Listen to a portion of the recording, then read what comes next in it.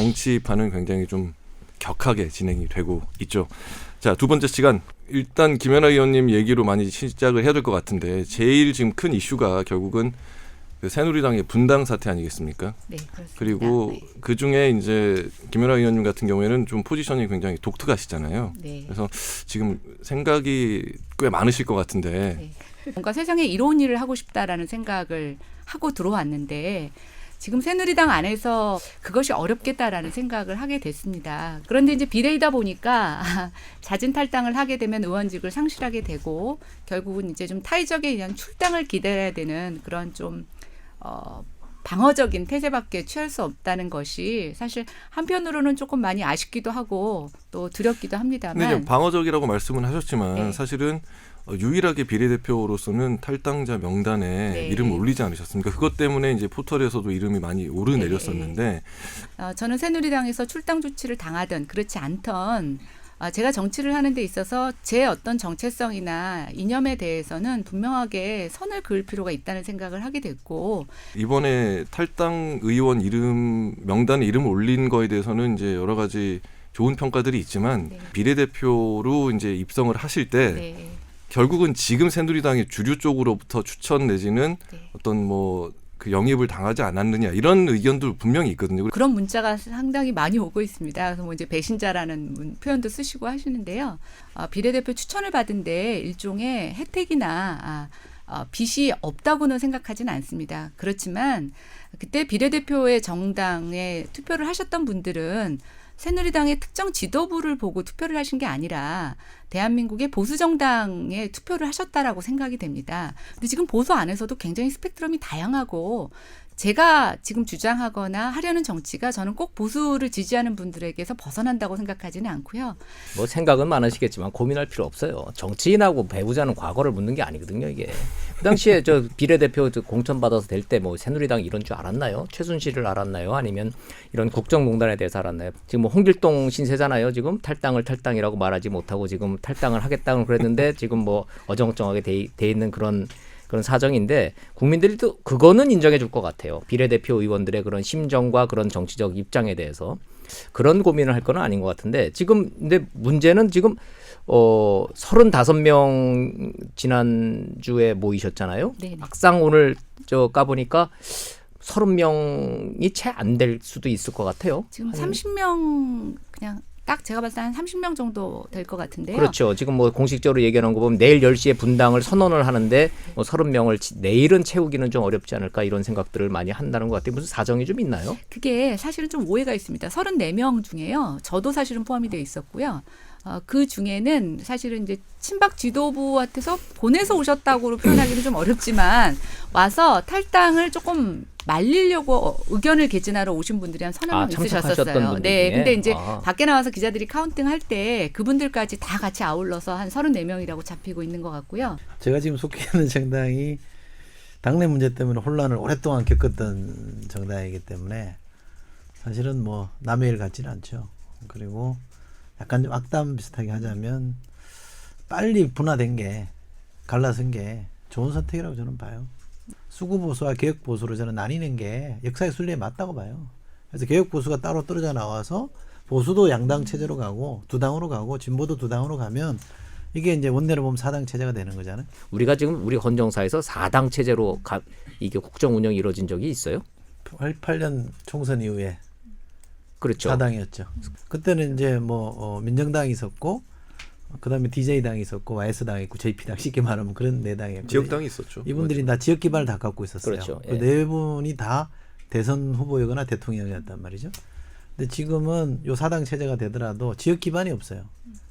지역 기반이 뭐 있는 데도 있지만 약간 과거처럼 이렇게 명확하지 않기 때문에 게다가 정체성 구분도 아직은 분명하지 않은 게 하나 있고 그다음에 대선 주자도 정말 이렇게 그 삼김에 버금갈 정도의 기반을 가진 대선 주자가 존재하느냐 그러면 아닌 정당도 있잖아요. 그렇게 보면 굉장히 불안정한 4당 체제라서 이게 대선 전후 또는 대선 과정, 대선 후에 저는 재편될 수도 있다고 봐요. 불임 정당이냐 아니냐를 더 중요하게 봐요.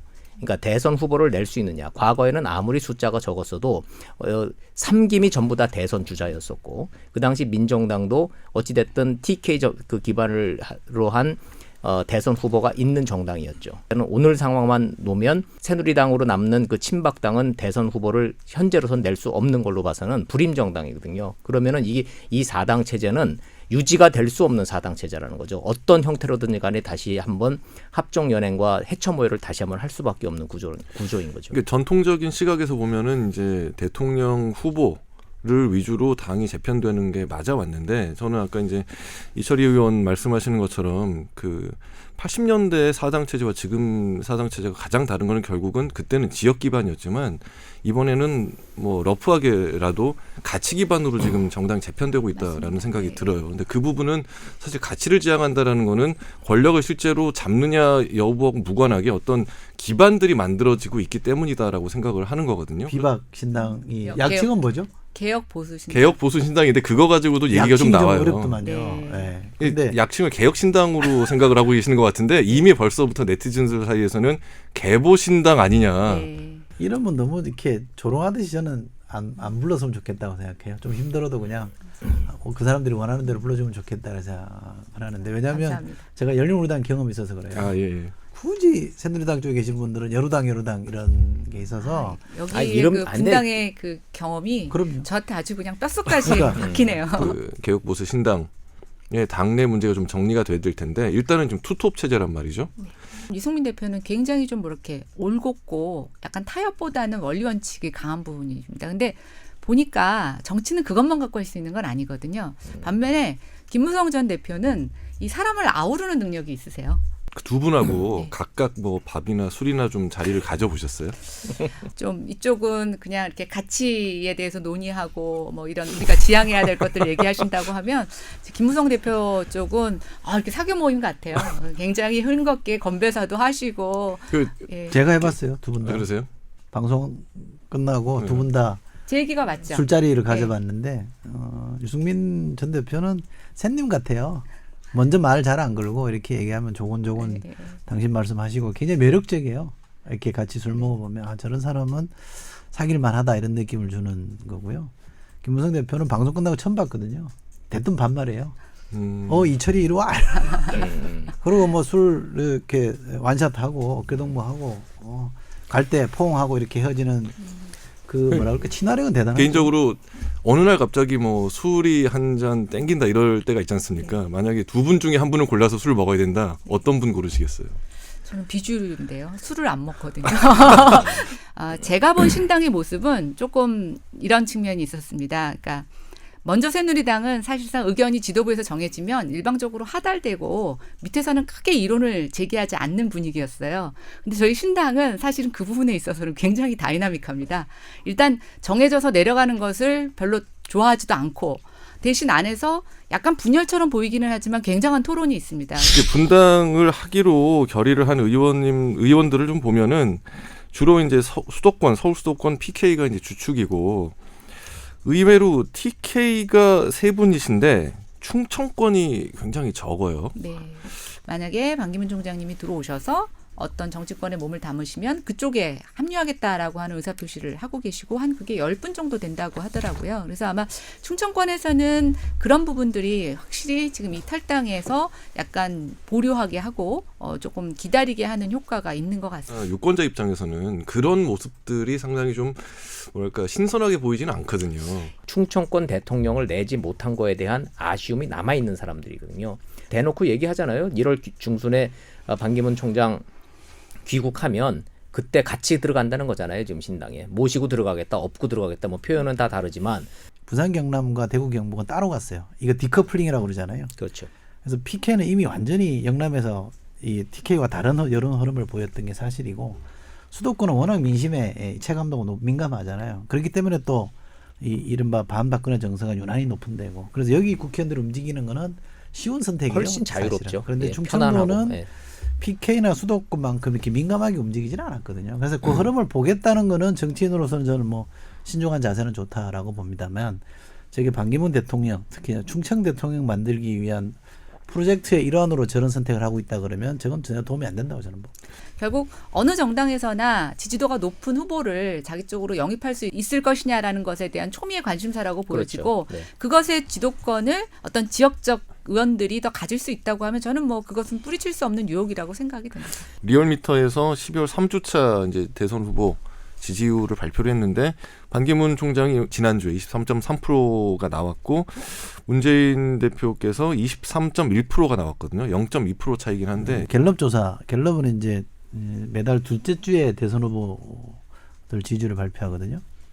지난번에 이제 12월 둘째 주에 발표된 거 보면 문재인 후보하고 반기문 후보가 20%였고 이재명 후보가 18%까지 올라갔어요. 그렇죠. 이렇게 되면 이제 3강 이렇게 봐야 될 건데 이제 갤럽이 한 달 단위로 하다 보니까 다음 달 조사가 나와봐야 이게 진짜 3강인지 아니면 2강으로 다시 복원된 건지를 좀 지켜봐야 될 문제인 것 같고요.